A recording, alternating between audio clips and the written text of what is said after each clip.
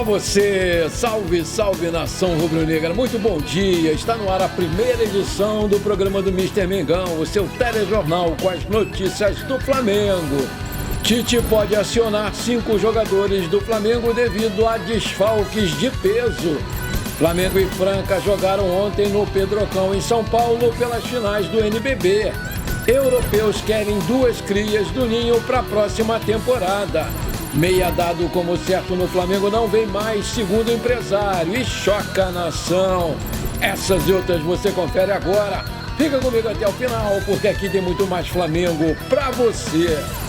Quem surgiu como um grande interessado na aquisição do lateral direito Wesley foi um gigante europeu que já conquistou a UEFA Champions League. O jornal Record de Portugal informa que o Benfica demonstrou grande interesse na contratação do garoto na próxima janela de transferências europeia.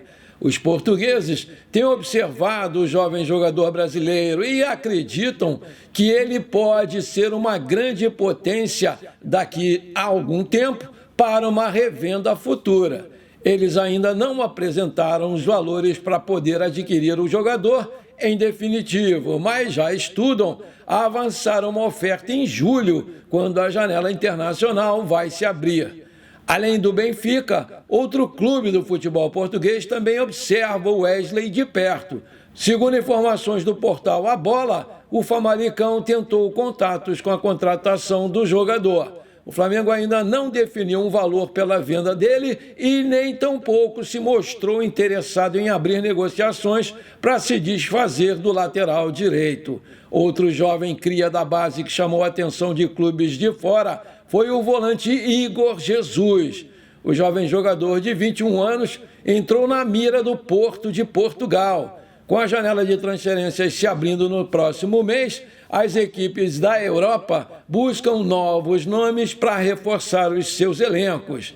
Igor Jesus vem ganhando oportunidades na equipe principal do Flamengo e agradou o treinador e a comissão técnica. Segundo o site Transfer Market, o jogador está avaliado em 2,5 milhões de euros. Nessa temporada, ele disputou 15 partidas com o elenco profissional, não marcou gols, mas deu 2 assistências. Ele estreou como profissional em 2023, quando jogou em 9 jogos. Aí eu te pergunto, você concorda com a venda do Wesley e do Igor Jesus? Coloca aí! Depois de 3 dias de folga, após golear o Vasco por 6-1 no Maracanã, o elenco do Flamengo voltou aos treinamentos no Ninho do Urubu nessa quinta-feira. A novidade foi o zagueiro Léo Pereira, que participou das atividades em campo e deve ser opção para o técnico Tite contra o Grêmio no dia 13. O zagueiro Léo Pereira está na fase final de transição depois de uma lesão na coxa esquerda. O defensor, que não joga há quase um mês, desde a goleada por 4-0 contra o Bolívar no Maracanã pela Copa Libertadores, vai ser um reforço em meio a tantos desfalques que o Flamengo vai ter para essa partida. Com a vitória sobre o Vasco, o Flamengo chegou aos 14 pontos e assumiu a liderança do Campeonato Brasileiro. O time rubro-negro também contou com os tropeços de Atlético Paranaense e Bahia, que ocupavam a primeira e a segunda posição no campeonato.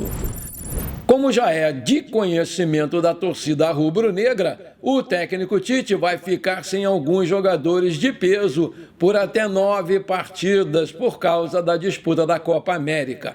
Com isso, ele vai ter que procurar soluções no elenco para suprir as carências e jovens da base, campeões da Libertadores Sub-20, podem, enfim, ganhar espaço na equipe, segundo o portal Netflix. Lohan, meia de apenas 17 anos, é quem pode ter mais espaço. Ele subiu para os profissionais em 2023 e foi ganhando espaço na equipe. Em sua segunda partida entre os titulares, ele teve a missão de substituir nada mais, nada menos do que o Arrascaeta e foi muito bem.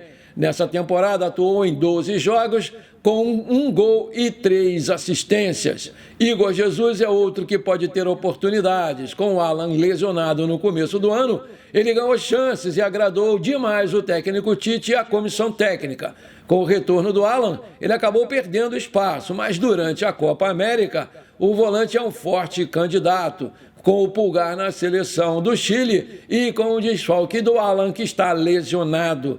O Vitor Hugo é considerado um dos nomes mais promissores da base, mas não recebeu muitas chances como titular com o Tite, mas mesmo assim pode jogar em diversas posições no meio de campo e até mesmo no ataque. Outro é o Matheus Gonçalves, pedido pelo treinador para permanecer no Flamengo, mas até aqui só jogou 6 jogos. Entretanto, também é um jogador polivalente. E por fim, o Everton Araújo pode ser a outra boa opção. Ele entrou apenas em 4 jogos, mas pode receber chances na posição que é carente do elenco. Varela vai ser um desfalque e o garoto pode ser improvisado ali na lateral direita. Num jogo emocionante, o Flamengo venceu ao Franca por 76-68 no segundo jogo da série melhor de 5 das finais do Novo Basquete Brasil, NBB. O jogo aconteceu no ginásio Pedrocão, em Franca, em São Paulo. O cestinha rubro-negro foi Gui Deodato com 23 pontos. Com o resultado, o Flamengo empatou a série em 1-1 e o jogo 3 acontece também em Franca, no sábado, dia 8 de junho. Famoso amanhã. Pressionado pela derrota em casa no primeiro jogo, o Flamengo não perdeu tempo no primeiro quarto. Foi para cima da Franca e abriu 14 pontos de diferença, faltando 2 minutos para terminar o primeiro período. Com a defesa em forma e aproveitamento de 71% nas bolas de dentro do perímetro, o Flamengo não deixou o Franca respirar. O time paulista esboçou até uma reação no final, mas o quarto terminou com um placar de 23-16 para o Mengão.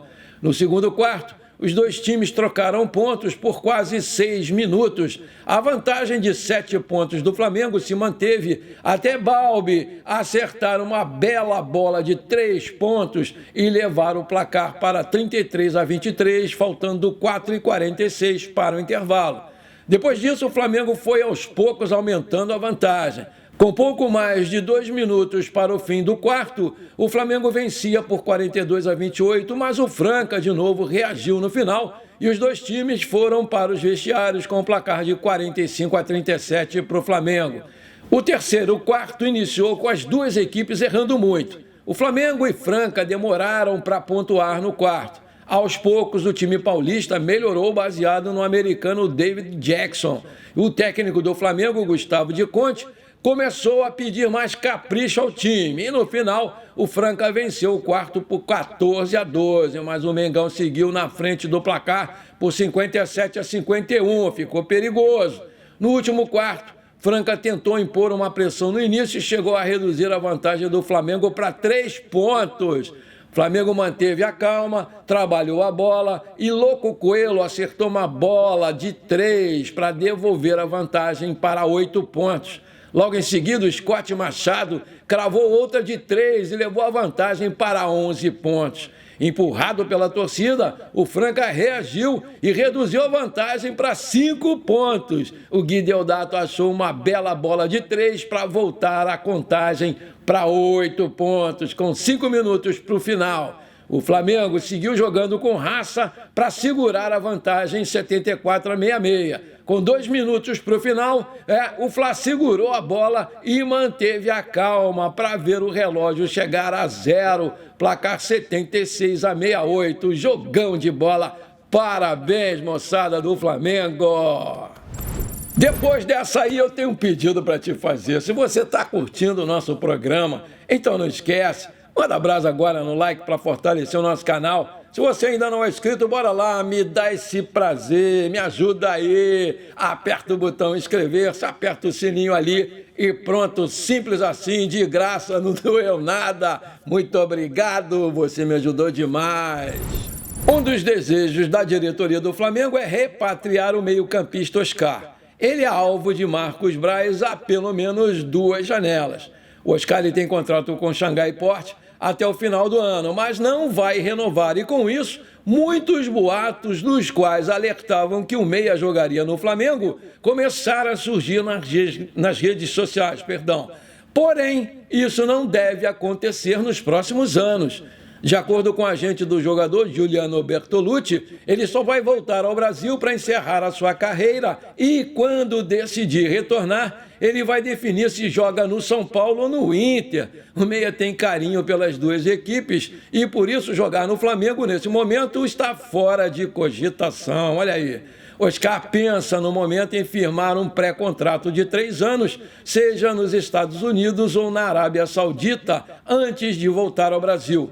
O seu empresário já deixou isso claro para o Alessandro Barcelos em uma reunião que foi feita na última semana em Porto Alegre, ao tratar da possível saída do zagueiro Vitão para o futebol europeu. Oscar só jogaria no Flamengo quando retornasse ao Brasil, se nem São Paulo e nem Internacional quisessem mais o profissional daqui a 3 anos. Por isso, o sonho do Marcos Braz inteiro brasileiro no plantel está cada vez mais distante. E o atacante Michael, de 28 anos, deve encerrar a sua passagem pelo Al Hilal no próximo mês, quando a janela de transferências estiver oficialmente aberta. Segundo a imprensa saudita, o clube almeja contratar novas estrelas da Europa e, para isso, precisa liberar vagas para os estrangeiros. Assim, muito se tem falado sobre a possibilidade do jogador retornar ao Brasil, com o Flamengo surgindo como o principal interessado.